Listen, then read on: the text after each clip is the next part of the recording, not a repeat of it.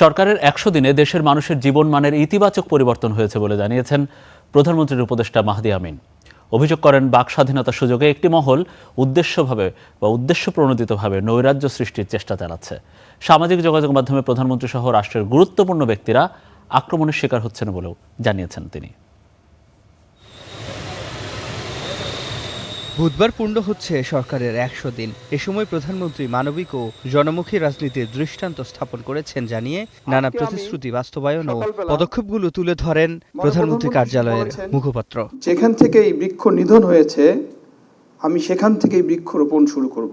তবে এ নিয়ে সংবাদ সম্মেলনে অভিযোগ, বাক স্বাধীনতার সুযোগে নৈরাজ্য সৃষ্টির চেষ্টা চালাচ্ছে একটি মহল। প্রধানমন্ত্রী সহ রাষ্ট্রের গুরুত্বপূর্ণ ব্যক্তিরা সামাজিক যোগাযোগ মাধ্যমে আক্রমণের শিকার হচ্ছে।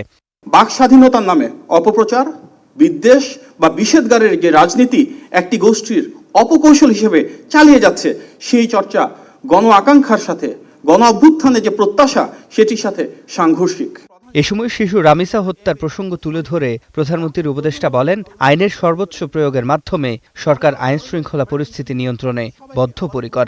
দীর্ঘদিনের বিচারহীনতা সংস্কৃতি ভেঙে আইনের শাসন প্রতিষ্ঠায় আমরা অনেকগুলো গুরুত্বপূর্ণ অগ্রগতি দেখেছি।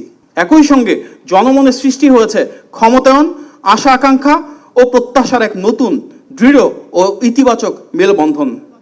এছাড়াও মূল্যস্ফীতি কমার তথ্য দিয়ে বৈদেশিক আয় বেড়েছে বলেও জানান প্রধানমন্ত্রীর এই উপদেষ্টা। উদ্যোগ নেওয়া হচ্ছে অর্থনৈতিক খাত, ব্যাংকিং এবং সামগ্রিক রাষ্ট্র কাঠামোর পরিকল্পিত সংস্কারের মাধ্যমে শৃঙ্খলা ও জবাবদিহিতা প্রতিষ্ঠার জন্য। তিনি মানুষের কথা সিফাত শাহরিয়ার, স্টার নিউজ, ঢাকা।